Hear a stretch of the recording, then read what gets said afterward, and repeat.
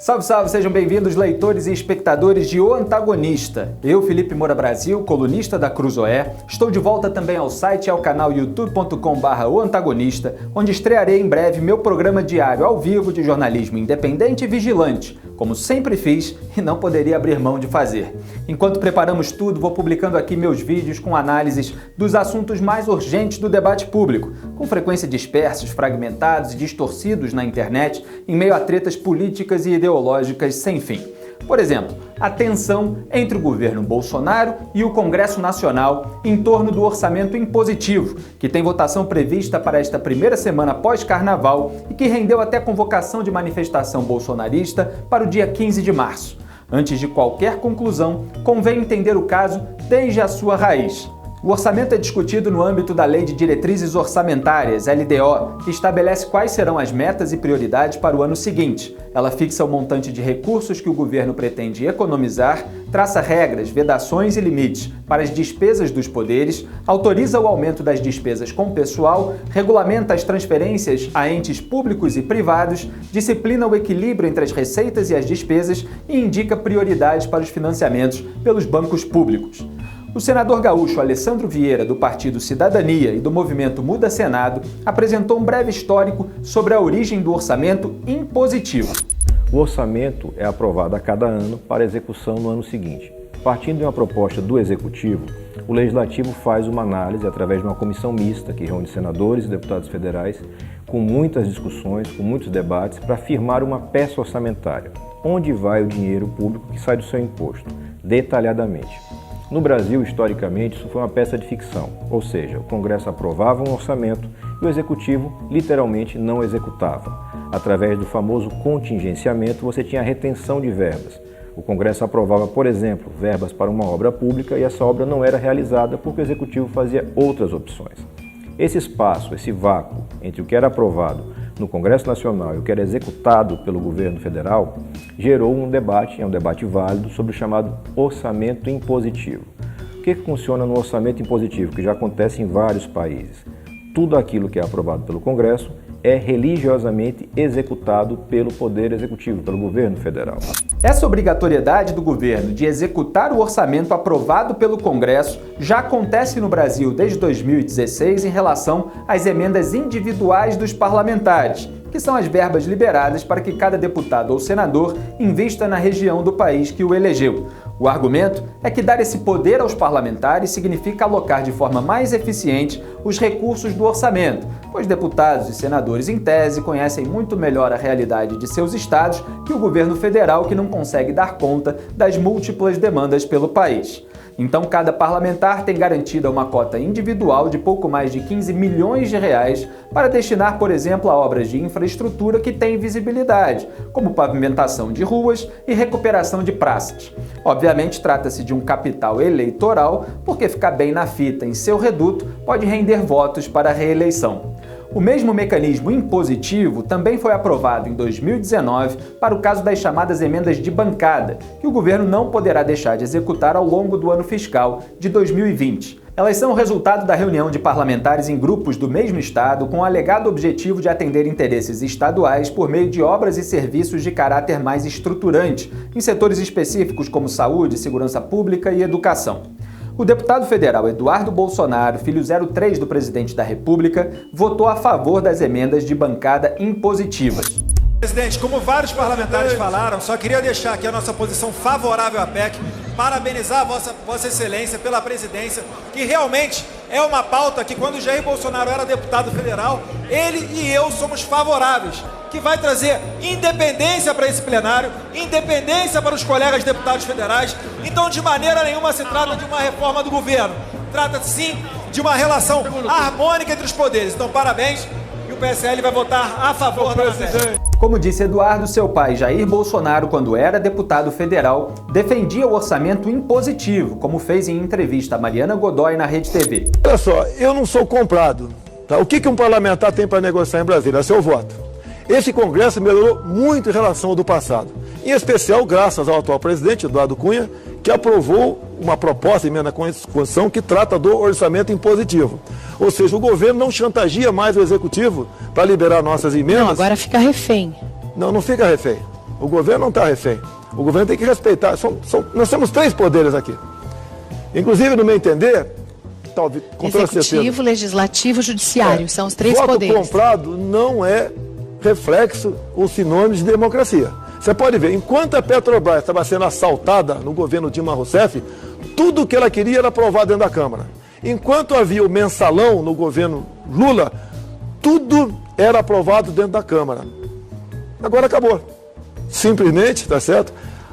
Lógico, há o temor também de envolvimento nessas questões de jovens parlamentares, mas eu acredito na maioria dos parlamentares que estão lá, e graças ao episódio do orçamento impositivo. Esse Congresso, o Ulisses Guimarães dizia, né? Quando alguém critica o Congresso, né? Espere o próximo, ia ser pior. O Ulisses Guimarães, nessa, né? Está no fundo do mar, respeitosamente, na Baía de Angra, faleceu, não acharam o corpo dele, mas nessa vez ele perdeu. O Congresso está muito bem. O caráter impositivo das emendas parlamentares e de bancada foi bastante discutido, inclusive em comissões mistas de orçamento, chamadas de CMO, e não rende mais grande polêmica. O ponto agora é outro. O senador Alessandro Vieira responde onde está a polêmica que tem motivado tanto debate no Brasil. Numa mudança que foi feita sem discussão na CMO e em votação em globo, no último dia de votação do ano legislativo de 19, quando se aprovou uma emenda que foi apresentada por algumas lideranças partidárias da Câmara dos Deputados, que foi aceita pelo relator do orçamento, o deputado federal Cacá Leão, sem nenhum tipo de debate maior, e que passou. Quando o governo percebeu, tinha se transformado também em emenda impositiva, ou seja, tem que ser executada compulsoriamente pelo governo, as emendas chamadas emendas do relator. Um deputado federal, neste ano que vem será um senador da República, que não foi votado para ter essa função, o cidadão não sabe que ele vai ter essa função e que passa a ter um controle orçamentário imenso. Para vocês terem uma ideia de magnitude, somando todos os valores das emendas individuais, dos parlamentares, deputados federais, senadores, das bancadas estaduais, você vai ter aproximadamente a metade daquilo que está disponível para o relator do orçamento. O relator do orçamento, pela legislação que foi aprovada, passa a ter um controle orçamentário em determinados ministérios maior do que o do ministro. Isso acontece na agricultura, isso acontece na justiça e segurança pública, acontece na cidadania, só para dar exemplo. Você vai ter uma distorção na execução orçamentária, porque você passa o controle do fluxo de caixa para quem não foi eleito para isso, para quem não foi votado para isso. Isso é muito perigoso para você ter uma gestão eficiente. Devidamente orientado pelo Ministério da Economia, o governo Bolsonaro veta esse dispositivo. É o famoso veto 52. O veto que está gerando tanto debate, tanta confusão nesse início de ano legislativo. O veto 52 recupera o controle da gestão desse orçamento para as mãos do governo federal, para as mãos do Executivo, do Presidente da República. Ele não afeta as emendas impositivas de bancada, ele não afeta as emendas impositivas individuais. Isso continua valendo normalmente. O que ele faz é retirar esse controle artificial que foi criado para a mão do relator, sem nenhum tipo de votação ou debate adequado sobre isso.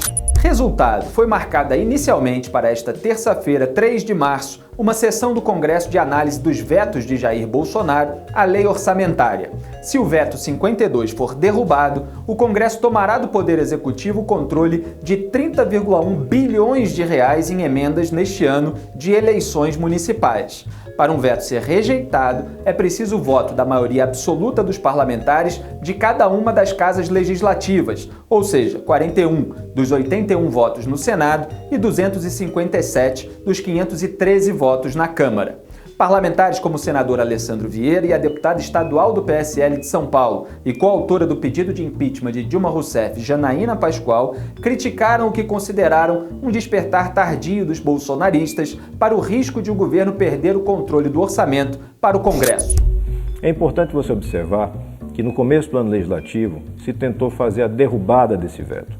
Na votação que aconteceu no dia 12 de fevereiro, e você tem ao lado aqui as imagens que mostram exatamente como aconteceu. E é importante, neste ponto da nossa conversa, você atentar para o seguinte: tem muito valente na internet, muita gente que gosta de polêmica, de postagens histriônicas, violentas, agressivas, mas só nas redes sociais. Na hora do debate de verdade, na hora do trabalho na comissão, na hora de encarar aquilo que é importante para mudar o Brasil, essas pessoas ficam caladas, não se manifestam. Você não escuta uma palavra. Quem conseguiu fazer o bloqueio dessa derrubada dos vetos foram justamente os independentes. Independentes que naquela ocasião, no Senado, eram representados pelo movimento suprapartidário Muda Senado e na Câmara pelos partidos Novo, Cidadania e Podemos. Esse grupo, que é independente com relação ao governo, ou seja, não é oposição, não é situação, foi quem conseguiu segurar a bronca toda de quem queria sequestrar uma parte muito grande do orçamento e tinha tudo na mão com a concordância dos dois presidentes das casas, Davi Alcolumbre e Rodrigo Maia. O que aconteceu em seguida foi mais uma demonstração da desorganização do governo. Primeiro de tudo, o presidente da República, o cara que tem a maior responsabilidade nesse país, ficou calado. Ninguém ouviu uma palavra de Jair Bolsonaro condenando ou elogiando o acordão que transferiu o controle do orçamento das mãos dos ministros do presidente para o relator do orçamento. Ele não falou nada sobre isso.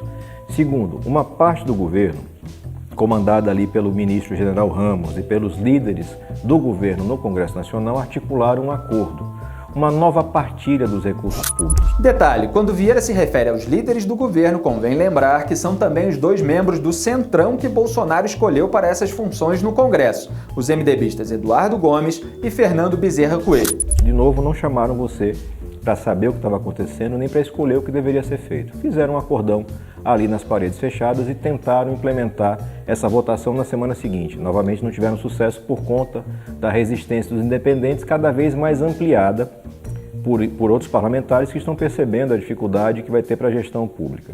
Mas o pior vem em seguida. Uma outra parte do governo, veja, a gente está falando do mesmo governo, 3 ações diferentes. Um fica calado, um faz acordão com o grupo que critica, e esse terceiro, aí capitaneado pelo ministro General Heleno, faz uma crítica assodada ao Congresso Nacional, apontando o Congresso como chantagista e faz um chamamento público ao enfrentamento. O senador se refere à declaração do general Augusto Heleno, captada pela imprensa, que desencadeou a convocação da manifestação por grupos bolsonaristas. Abro aspas, nós não podemos aceitar esses caras chantagearem a gente o tempo todo. Foda-se, fecho aspas. A cereja do bolo desse processo todo de desgaste da democracia é a postagem num grupo de WhatsApp pelo próprio presidente da República de um vídeo de convocação para esse tipo de ato, um ato contra o Congresso Nacional. O senador se refere à informação revelada pela jornalista Vera Magalhães de que Jair Bolsonaro enviou a aliados vídeos de convocação para o ato do dia 15. Depois, o presidente, em sua live semanal, disse uma mentira sobre o ano dos vídeos, alegando que se tratava de 2015, quando na verdade eles traziam também imagens da facada que Bolsonaro sofreu em 2018 e de sua posse em 2019, como comprovou a jornalista em seguida no Twitter, exibindo cada vídeo e os prints das mensagens que obteve. Qual é o grande problema desse tipo de postagem? Não tem problema nenhum em fazer manifestação. O bom de você viver na democracia é que você pode se manifestar contra ou a favor de qualquer coisa, e faz parte do jogo, não tem problema nenhum. O problema está no governo desinformar deliberadamente o cidadão. Passar uma mensagem que não é verdadeira de que ele não faz parte desse jogo. Como eu mostrei lá atrás, ele faz parte do jogo sim. Os seus ministros, os seus líderes participam diariamente das negociações. O ministro General Ramos foi taxativo em dizer que nunca fechou nada, nenhum acordo, sem a anuência expressa do presidente da República. Para aumentar essa percepção de que eles fazem parte desse jogo, como devem fazer, é natural que façam, o presidente tem 2 filhos eleitos para o Legislativo, um deputado federal e um senador da República. Então não faltam para ele canais oficiais e extraoficiais para ter as informações e para interferir no processo. Na hora do debate, na hora em que você está construindo o formato das soluções, apresentando alternativas, fazendo restrições, fazendo críticas. Nenhum desses atores se manifestou. O filho 01 e o filho 03, em todos esses processos mais relevantes, durante o ano 2019 e durante o ano de 2020, ficaram calados, anuindo tacitamente com tudo aquilo que era acordado. E você que está em casa, recebendo esse bombardeio de informações pelas redes sociais, fica com a impressão de que nós temos um presidente que é vítima de um sistema e que não faz parte dele, e que existe um bando de vilões, de bandidos, do outro lado da Praça da República, tentando tomar conta do país. Esse debate aqui não existiria na ditadura. As manifestações de rua não existiriam na ditadura. Nada disso interessa ao Brasil de verdade. A gente tem que avançar, e só avança com você bem informado. Não dá para engolir. São parlamentares que têm poder, senhor presidente. Parlamentar tem poder de pedir verificação de votação, de obstruir, no limite de fazer o que eu já fiz aqui várias vezes, sair gritando. Como é que vai ser simulado, vai ser presumido e eu não vou me manifestar? Aliás, nós somos eleitos para isso. Então, o que não está descendo na minha garganta é que os mesmos parlamentares que estão aí nas redes, entendeu? Chamando o povo, pedindo para fazer vaquinha, para armar bonecão na frente do Congresso, para alugar caminhão, são os parlamentares eleitos que poderiam, no exercício digno, legítimo do seu mandato, terem votado contra esse orçamento impositivo absurdo que foi aprovado. E eles votaram a favor e numa segunda votação ficaram ali vendo o presidente do Senado, porque foi uma situação de Congresso Nacional, não de Câmara, ficaram ali vendo o presidente do Senado fazer uma votação simbólica. E não teve um que levantou para dizer que declarava voto contrário, que fazia uma objeção. Ontem eu passei a tarde aqui levantando o histórico das votações, o histórico da tramitação, o histórico das discussões em plenário. Eu não encontrei um discurso de um desses deputados que estão conclamando as ruas, se dizendo heróis, defensores do presidente. Eu não encontrei discurso de um falando contra esse orçamento impositivo. Então o que está acontecendo? Eles não entenderam que eles foram eleitos para trabalhar como parlamentares? Eles acham que eles ainda são ativistas? Ou eles estão mentindo para a população? Porque pode acontecer, senhor presidente, Vossa Excelência me concede mais um minutinho? Pode acontecer de uma pessoa ficar sozinha ali, gritando, pedindo para... né? Mas ela está exercendo o seu papel, ela está tentando denunciar no curso do processo legislativo. Eles não fizeram nada disso. E eu percebi isso, não foi porque ninguém me contou, foi porque quando votaram esse infeliz dessa PEC, que transformou as emendas de bancada em emendas impositivas, na casa dos 8 bilhões, antes ainda de ter essa outra votação que dá direito ao relator do orçamento também com imposição, eu liguei para parlamentares em Brasília, falei, gente, vocês estão entendendo o que vocês estão fazendo? Vocês estão colocando uma amarra no presidente. O presidente vai precisar pedir crédito suplementar para tudo. Se ele fizer um gasto sem autorização do Congresso, ele pode sofrer impeachment por questão de lei de responsabilidade fiscal. Eu liguei. E eles me disseram que era uma decisão deliberada, que eles queriam dar mais poder para o Congresso. O filho do presidente orientou o voto, sim. Tem vídeos. E agora está chamando o povo para a rua. O povo é palhaço? Nós somos palhaços? Alguém tem que explicar por que esses deputados não cumpriram o seu papel de parlamentar, tentando pelo menos, que a gente tenta, nem sempre consegue, evitar essa amarra no presidente, e agora estão usando o discurso de golpe do Congresso para conclamar a população contra o Congresso. Fica a pergunta e eu gostaria de ter uma resposta. Obrigada, senhor presidente. Eduardo Bolsonaro se limitou a negar que tenha incorrido em qualquer contrassenso, pois o vídeo em que vota a favor se refere às emendas de bancada, como mostrei aqui, não à concentração de poder de decisão sobre o montante de emendas no relator do orçamento. Mas o deputado citou a votação simbólica em que ela foi aprovada, sem explicar por que ele e demais bolsonaristas do Congresso não protestaram contra. Eu votei a favor da PEC 34. Que era o chamado orçamento impositivo das bancadas. O impacto disso é 1% da receita. E se o governo não tiver dinheiro para cumprir esse orçamento das bancadas, não acontecia nada. Agora com a LDO, o que está acontecendo? Que é outra matéria totalmente diferente dessa. A LDO está dando 30 bilhões para uma única pessoa, que é o relator do orçamento. E se o presidente não executá-la em 90 dias, ele incorre em crime de responsabilidade. Vale lembrar que essa votação foi simbólica e o PSL votou da mesma maneira que o governo. E outra coisa, quando você tem as emendas chamadas impositivas de bancada, você dá mais liberdade para que o deputado vote de a favor das suas convicções. Nós sempre fomos muito críticos de práticas passadas de outro presidente que pressionavam os parlamentares a votar de acordo com o presidente, porque caso contrário, eles não teriam as suas emendas liberadas. Janaína Pascoal explicou no Twitter que a votação só é simbólica quando ninguém se opõe, em especial os líderes. Afirmou que já arrumou várias brigas na ALESP, Assembleia Legislativa do Estado de São Paulo, para evitar votação simbólica, aquela em que o presidente da sessão diz: senhoras deputadas e senhores deputados, aqueles que estiverem de acordo, fiquem como estão. Para ela, não tem sentido deixar matéria tão definitiva para o governo ser votada de forma simbólica, sem ao menos tentar influenciar no resultado com algo básico, o voto do parlamentar. Não é adequado dizer: deixamos um projeto ruim passar pois sabíamos que seria vetado. Como assim? Então estão lá ou deveriam estar para quê? Entendam, eu não estou contra ninguém, só quero que esse pessoal pare de viajar tanto e fique atento ao processo legislativo. Não é justo que cruzem os braços e depois gritem golpe. Simples assim.